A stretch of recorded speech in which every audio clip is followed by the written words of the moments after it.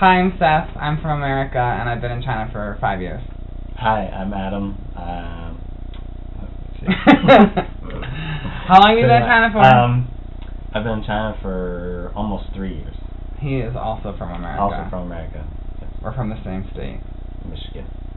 Michiganders. Okay, so, good things about China. Chinese culture is a lot different than Western culture in a lot of ways. For example, they're kind of addicted to hot water. So any ailment you have is cured with hot water. So if you broke a bone, drink hot water. If you have diarrhea, drink hot water. If you have indigestion, drink hot water.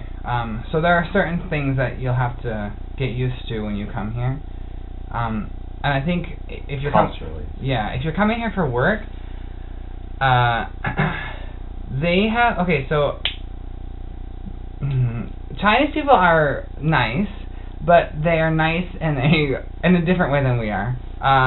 Like when you first work for a company, they like to love bomb. So just be prepared for that. That doesn't mean they're necessarily bad, but they just want you to feel really comfortable and really safe. They want you to feel at home, but like after a while it feels a little bit not authentic. Yeah, well, it probably isn't authentic to begin with, but it just, so just be prepared for that, and you kind of have to be prepared to like roll with the punches. They're not good at planning and organizing, so when you have certain events or certain things to do, just kind of be prepared to like go with the flow and like be able to change on a whim, basically.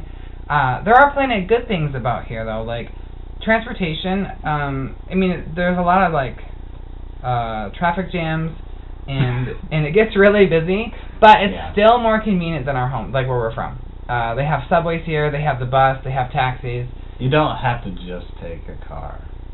Yeah, they have bikes everywhere, and the bikes are really cheap. You can rent a bike, you can buy a bike, you can buy an e-bike. Really, there's so many options for transportation that you won't have any problem getting around. Yeah. The food here is really good. The prices are really low. Even if you wanted to eat like more of a Western diet, it's still roughly the same price as it would be back home. So it's not too much. And then your salary is usually much higher than what you would make back home, especially if you're teaching English, because you don't really make much teaching English back home. Well, yeah, food in a supermarket is rather cheap. Just pretty much any food.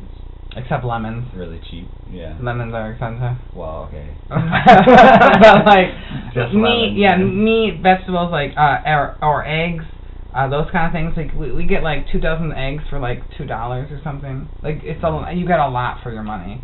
And then the rent is really low. So Tianjin is a really large city, and I think it has like 13 million people or somewhere around this number. High. No, there's no way, because Suzhou was 10 million and Suzhou's smaller. I think it's around 13 million. Some people say it's 15, but I think it's 13. But in any case, it's a really large city. It's much larger than our city back home, and the rent is cheaper here than it is in our city. Like where we're from, you could, if you found a good price, you could get a 1-bedroom apartment for $600. But here we have a 2-bedroom apartment for like, what is it, $400 a month. Yeah, like $425 a month or something like that. Yeah, it's really, really inexpensive. And we're not far from the city center. And we have friends who live in the city center, and they pay $600 a month, but it's huge, and they have 2 bedrooms. And you could definitely live by yourself and not feel like the rent is overwhelming. Yeah.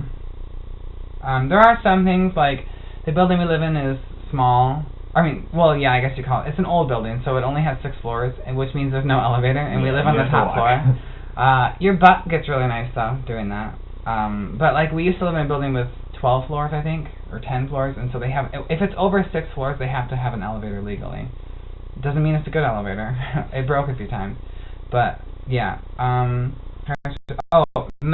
Medicine. Okay, so if you have to go to the doctor here is really cheap. It's not necessarily good. Depends on, it depends on, I guess, what you have. They don't have bedside manners, so I had like a stomach problem when I went to the hospital, and they do an ultrasound, And when the guy was giving me the ultrasound, he couldn't find any problem, so he yelled at me in Chinese. He was like, "Where's your problem?" I don't know. That's why we're doing the ultrasound. So they have a hard time with that kind of stuff. But it's really cheap.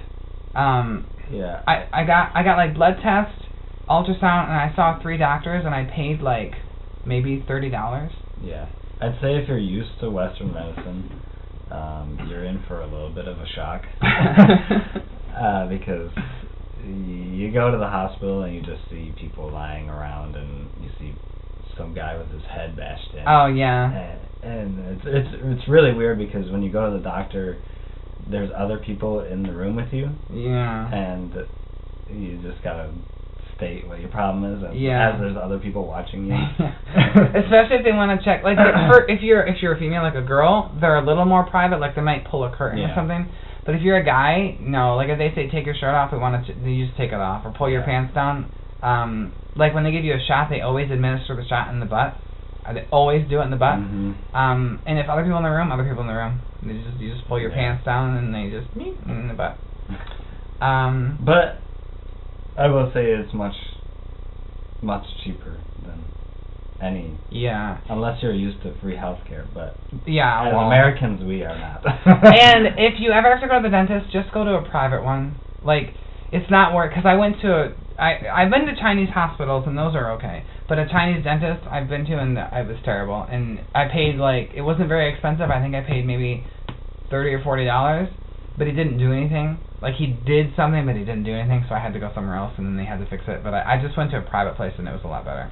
Let's talk about work a little bit. Yeah. I think that's what's there. Well, yeah. Okay, so with work, I've worked in China for the 5 years that I've been here, and I've been to different places and different types of schools. I've been to like early education and like younger, and then middle school and high school. And I'll tell you this, basically all schools are the same. Yeah. They'll tell you they're different, and maybe some of the stuff you do is different, but they're essentially all the same kind of thing. You go to work, and they want you to be active and loud, which are not really... Really, teaching experience isn't necessary. That's true. It's not. And a lot of times, if you are a real teacher and you have teaching experience, it'll work against you. You will feel not... You'll feel undervalued. Yeah. It'll work against you. It won't feel right. Yeah, but if you are just coming here to save money or something like that, it's not a bad idea. Or even to get like a teaching experience. Yeah. Like start. Yeah, it's not necessarily bad, but it's just you'll be undervalued. Yeah.